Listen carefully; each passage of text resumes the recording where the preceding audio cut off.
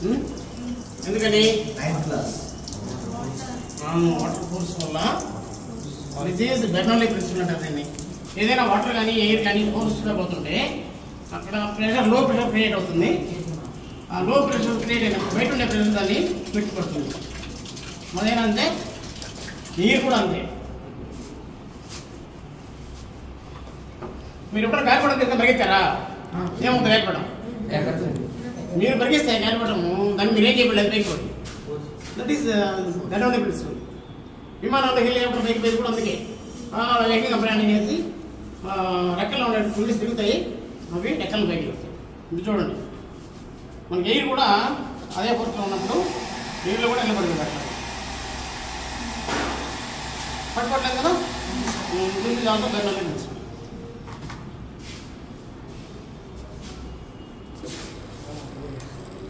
తర్వాత ఆ ప్రిన్సిపల్ ఇలా విసిరితే అది ఎక్కువ గ్యాప్ దగ్గర ఆడుకుంటారు కదా, శిశువుల దగ్గర మైదానాల్లో ఆడతారు. ఇలా బాగా విసిరితే స్పీడ్గా ఇలా కింద పోదు, పైకి వెళ్ళిపోదు. చూసారు ఎప్పుడన్నా? మీరే ఇంటికి వెళ్ళి బకెట్ మీద మూత తీసుకొని ఇలా స్పీడ్గా విసరండి, పైకి వెళ్ళిపోతుంది. టెస్ట్ ఉంటుంది. That is also Bernoulli principle. తర్వాత ఒక ఆయన ఆయిల్ స్టేట్ అనేటువంటి ఒక ఆయన ఆయిల్ స్టేట్ అని ఆయన ఇలాంటి ఏమంటారు దీన్ని? నో, ఇంకేమంటారు చెప్పండి? Copper coil wire no, insulated copper wire. ఇది పైన డైరెక్ట్ కాపర్ కాదు, దాని పైన ఇన్సులేషన్ ఉంటుంది. ఇది మనం కుక్కలో పెట్టి పట్టుకుంటే షాక్ కొట్టదు, దాని పైన ఇన్సులేషన్ ఉంటుంది. మోటార్లలో పెట్టేటప్పుడు మోటార్ వెల్డింగ్ చేస్తాం కదా, అది ఇన్సులేషన్ లేకపోతే మోటార్ కాలిపోతుంది. కరెంట్ పాస్ అయ్యి ఇందులోకి కరెంట్ ఒక చివరి నుంచి ఒక చివరికి పాస్ అవుతుంది, కానీ మధ్యలో ఎక్కడ తెచ్చు కాబట్టి insulated copper wire. Oil state అనేటువంటి ఒక ఆయన ఇలాంటి ఇన్సులేటెడ్ కాపర్ వైర్ తీసుకొని దీని మధ్యలో ఒక కంపాస్ పెట్టాడు. కంపాస్ పెట్టి ఆ కంపాస్లోకి కరెంట్ పంపించాడు. చూద్దాం.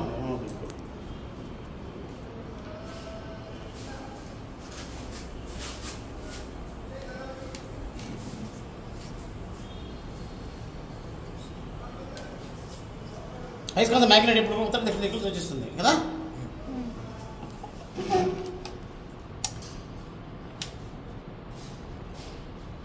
కలుతుందా? చూసి కలుతుందా లేదా? కలుతుందా?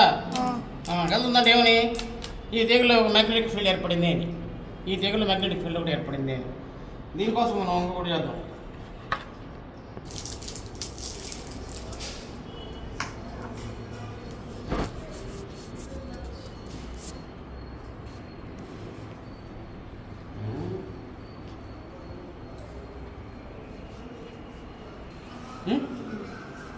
ఆ తీగ చుట్టూ మ్యాగ్నెటిక్ పనిచేస్తుంది. నేను ఏమంటానంటే ఎలక్ట్రోమాగ్నెటిక్ ఇక్కడికి స్టార్ట్ అయింది. ఐర్ స్టేట్ అనేటువంటి ఎలక్ట్రోమాగ్నెటిజం కనుక్కున్నాడు ఫస్ట్.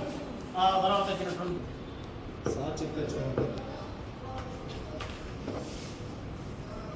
మన లెఫ్ట్ హ్యాండ్ ఇలాగా ఒకదాని కూడా ఒకటి వాహకు కదిలే తీశారు. టిల్మింగ్ లెఫ్ట్ హ్యాండ్ 10th క్లాస్ ఉంది. చెప్పండి.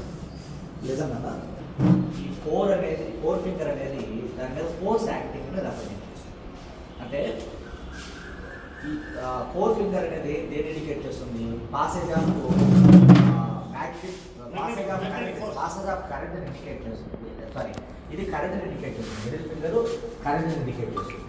Four finger direction of magnetic field. దాని మీద యాక్ట్ అయ్యే ఫోర్స్ అంటే ఇప్పుడు ఒక మ్యాగ్నెటిక్ ఫీల్డ్ మీద ఈ అల్యూమినియం రాడ్ ఇది కిందకి వెళ్తుంది. ఫోర్స్ ఎలా యాక్ట్ అవ్వడం వల్ల కిందకి వెళ్తుంది. అట్ ద సేమ్ టైం ఈ కరెంట్ రివర్స్ అయ్యి దీంట్లోకి వచ్చినప్పుడు ఈ సైడ్ వచ్చేసి పైకి రొటేట్ అవుతుంది. So these parallel forces acting దీన్ని ఏమంటాం అంటే టార్క్ అంటాం. టార్క్ ఓకేనా. ఈ టార్క్ వల్ల కాయిల్ అనేది సర్క్యులర్గా రొటేట్ అవుతుంది. ఇక్కడ ఈ మధ్యలో ఉంది కదా, దీన్ని ఏమంటాం అంటే కార్బన్ బ్రషెస్ అంటాం. ఇవి కార్బన్ బ్రషెస్. ఈ కార్బన్ బ్రషెస్ కంటిన్యూస్గా కరెంట్ డైరెక్షన్ చేంజ్ చేస్తుంటాయి. ఒకసారి ఇటు సైడ్ నుంచి వస్తే ఇంకోసారి ఇటు సైడ్ నుంచి వస్తుంది. సో ఇక్కడ ఏమైంది? Electrical force changes into mechanical force. Electrical motor అనేది ఏ ప్రిన్సిపల్ మీద వర్క్ చేస్తుందంటే Fleming left hand principle. Fleming left hand principle base చేసుకొని ఎలక్ట్రిక్ మోటార్ని ఇన్వెంట్ చేయడం జరిగింది. Quite opposite. Mechanical energy converted into electrical energy. Electrical energy దీన్ని గ్యాలన్ మీటర్లో చూస్తున్నాం మనం. వస్తుందా రాదని చూద్దాం. ఇలా తిప్పినప్పుడు అది ఎటు సైడ్ డిఫ్లెక్ట్ అవుతుంది? Left side. అలా కాకుండా దగ్గరికి వస్తే కంప్రెసర్, దూరంగా పోతే కంప్రెసర్. దీన్ని అది కదులుతుంది, శబ్దం వస్తుంది, కదిలితే శబ్దం వచ్చేది. కదిలాడు కనబడుతుందా మీకు? కదిలాడు కనబడుతుందా? అందుకే దీన్ని బట్టి చూస్తాం. ఇప్పుడు కదులుతుందని తెలుసు దానికి.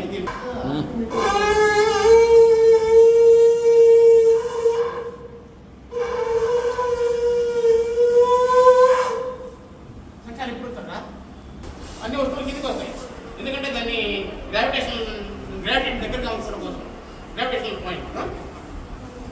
కానీ ఇక్కడ మనకు పుడింగ్ ఉంది, అది ఎక్కడ చూడండి, ఇది పుడింగ్ ఎక్కడి నుంచి పైకి వెళ్తాము. ఎందుకని చెప్పండి, ఒక గోళీ ముందుకు వెళ్తుంది చూసారా, అన్నమాట. 2 గోళీతో పడితే 3 గోళీతో పట్టామనుకో,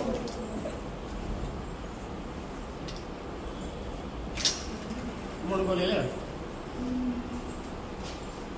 ట్రాన్స్ఫర్ ఆఫ్ మొమెంటం అంటారు. న్యూటన్స్ కంటే ఉయ్యాలు ఉంటుంది, ఇట్లా ఉయ్యాల్లో దాన్ని ఊగుతూ ఉంటాయి గోళీలన్నీ. దాన్ని పాటు చేసేస్తారు. అకౌంట్ పెట్టండి, ముందు వచ్చిన అకౌంట్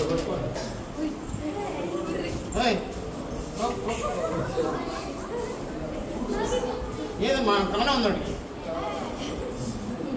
కదా,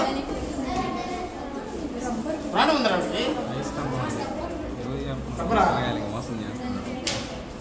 అయితే చెప్పండి, what is your hypothesis? What is your hypothesis? ఊహ ఏం చెప్పండి, ఇది మీ ఊహ ఏంటి? ఏముంటుంది? న్యాచురల్ కాదు, కానీ మామూలు బాల్స్ ఇలాంటి బాల్ పెట్టండి, దాన్ని కూడా తీసేసి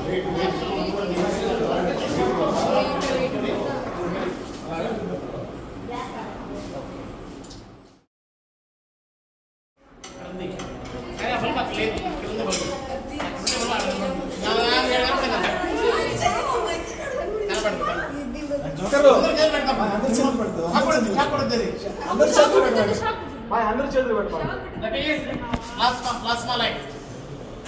ప్లాస్మా లైట్. ఆ ప్లాస్మా లైట్ లో ఎలక్ట్రోడ్ ఉంటుంది. 2000 వాట్స్ కరెంట్ పంపిస్తుంది. అది మధ్యలో నియాన్ గ్యాస్ పెడతారు. ఆ నియాన్ గ్యాస్ ఇక్కడ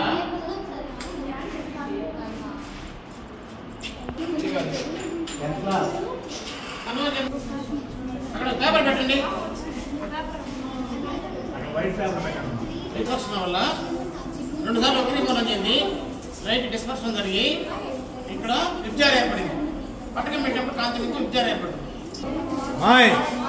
చూడండి, కనిపించేది దానికంటే ముందు దాని పైన రెండు ఉంటుంది. ఓకేనా? అందరూ ఇలానే ఉండండి. చూడండి, తెలుసుకో పెడతాము. కింద కూర్చొని చూస్తే కూర్చొని చూడాలి.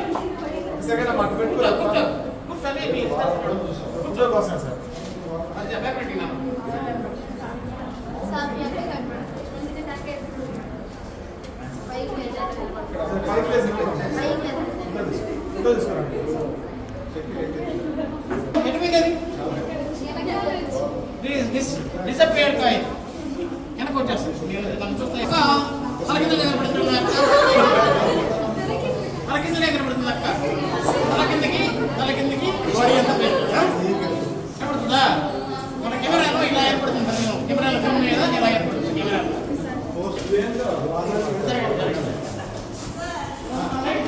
Primary colours red, green and blue primary colours అంటారు. వాటిని ప్రైమరీ కలర్స్ ని మనం కలిపితే సెకండరీ కలర్స్ ఫామ్ అవుతాయి. చూడండి, రెడ్ గ్రీన్ కలిసిన ఎల్లో వచ్చింది.